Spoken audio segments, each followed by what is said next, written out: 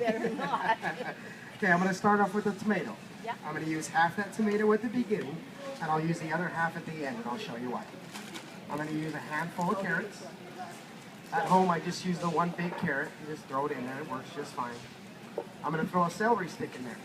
Keep in mind, you cannot throw this in any other machine. That'll get wrapped around the blades and kill it. Even your garbage disposal. Keep that out of your garbage disposal. I don't like celery because it is stringy, so I never eat it. Yeah. This is going to pulverize it. It's gone.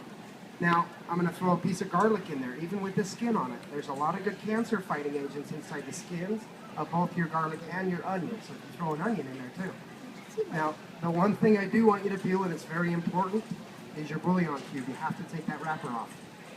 Okay? You could throw it all in at once and it's gone, but after like your 4th or 5th soup, you might not remember where your kitchen's at. So it's very important. You got to take that off. I'm going to use a little bit of Southwest Spice, a little taco seasoning. Great company out of St. George, Utah. There's no MSG, very low sodium. But spices, just a little bit.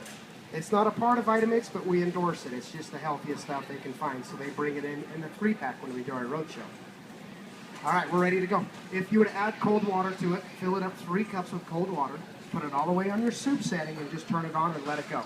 It's going to run for 5 minutes, but it'll shut itself off on its own when it's nice and hot and soup ready. That blade spins at 240 miles an hour.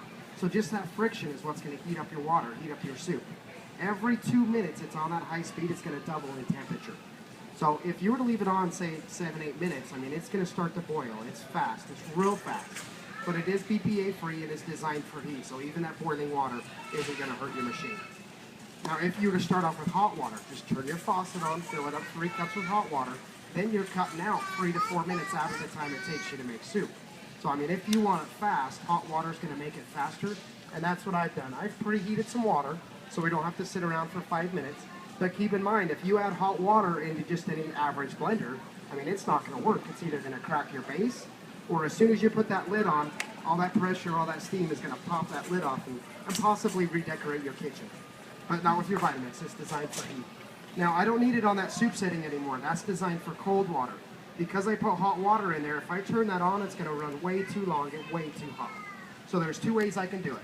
I can start it off on 1, quickly go up to 10 and let it run a good 45 seconds, then shut it off. Or, because my smoothie setting runs that 45 seconds and shuts off on its own after that timer goes off, I'm just going to make it easy on myself. But that's more than enough time to emulsify everything that's in there, break it down to that cellular level.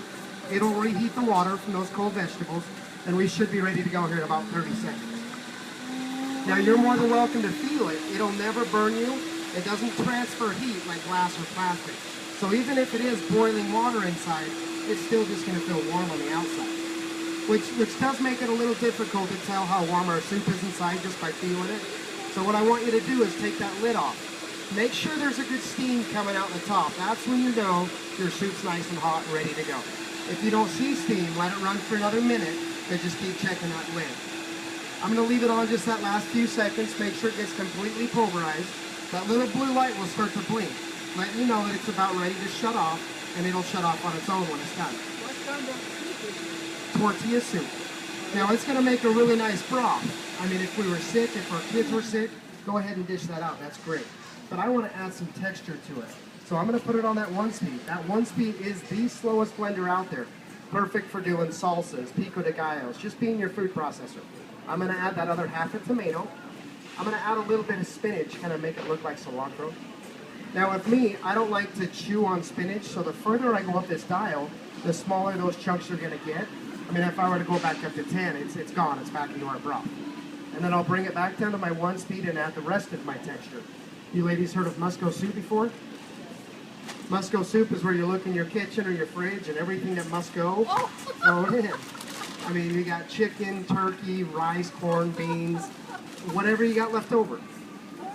Now my chips, at home, I like to pour my soup out into a bowl at home, then put the chips up on top, a little bit of grated cheese.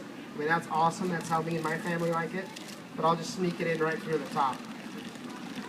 Even the chips down at the bottom of your bag, don't throw those ones out, those are the best chips to use. They're that fast, our soup's nice and hot, dinner's done, it's ready to go. Keep in mind, I didn't cook this long enough or hot enough to kill off any enzymes. So this is considered a raw tortilla soup. It still has all the nutrients, all the live enzymes from